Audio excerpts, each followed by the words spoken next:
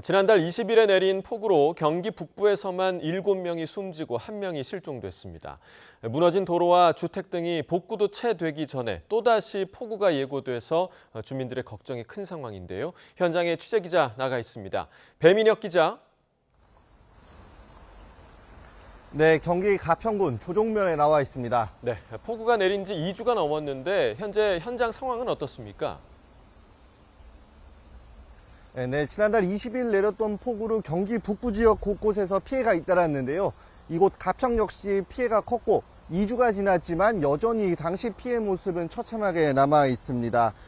보시다시피 곳곳에서 떠내려온 세간살이와 쓰레기들이 어지럽게 널브러져 있고 산에서 굴러내려온 돌들도 여러 군데서 볼 수 있습니다. 지금 제가 나와 있는 이곳은 원래 편의점이 있던 자리입니다. 지난번 폭우 피해 당시 영상을 보셨던 분들이라면 그 장면을 기억하실 수도 있는데요.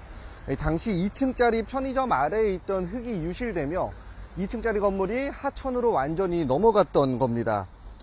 제가 편의점이 있던 곳에 옆에 있던 음식점들도 방금 살펴보고 왔는데요. 음식점에 조리하던 부엌 아래에 토사가 유실되며 건물 한쪽 바닥이 완전히 없어진 상황이었습니다.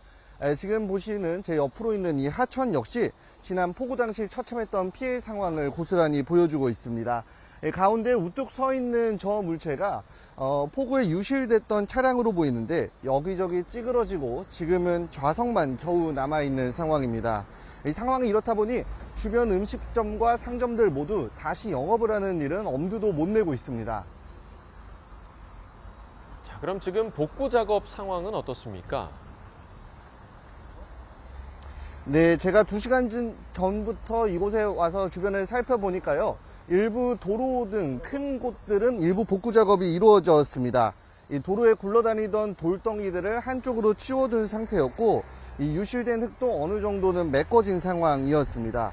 하지만 주민들이 일상생활을 할 수 있을 만큼 복구가 되지는 않았습니다. 이곳에 와서 제가 만났던 주민들 하나같이 전기도 복구된 지 며칠이 채 되지 않았고 심지어 일부 통신선은 아직도 복구되지 않아 인터넷을 사용할 수 없고 휴대전화에 의존해야 하는 상황이라고 설명했습니다.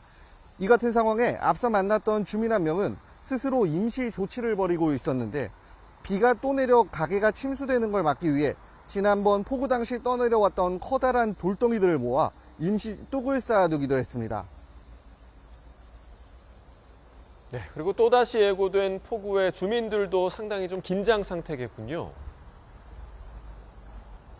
맞습니다. 지금은 보시는 것처럼 30도가 넘는 폭염이 이어지고 있지만 내일부터 전국적으로 강한 호우가 예고된 만큼 주민들 걱정 역시 이만저만이 아닙니다.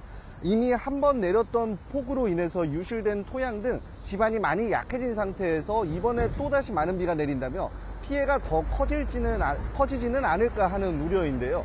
주민들이 걱정하는 이야기 직접 들어보시죠.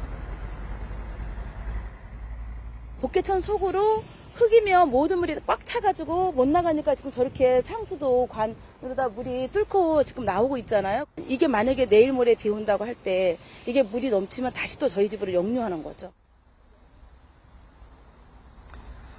도로와 무너진 건물은 치웠지만 토사로 막혀있는 배수로 등이 재기능을 할 수 있을지 걱정하고 있는 겁니다.